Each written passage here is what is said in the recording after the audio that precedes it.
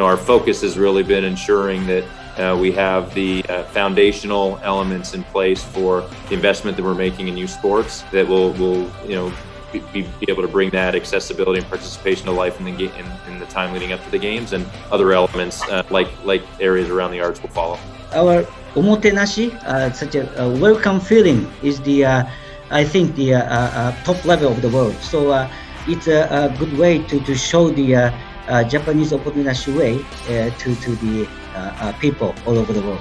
This is the first time that we'll be hosting the Paralympic Games at the same time. What's the significance of that? It's an opportunity that will be able to demonstrate in a truly inclusive environment in LA that has never been done before. If the every kid feel strong impression from the Paralympics, their way of thought will be completely changed.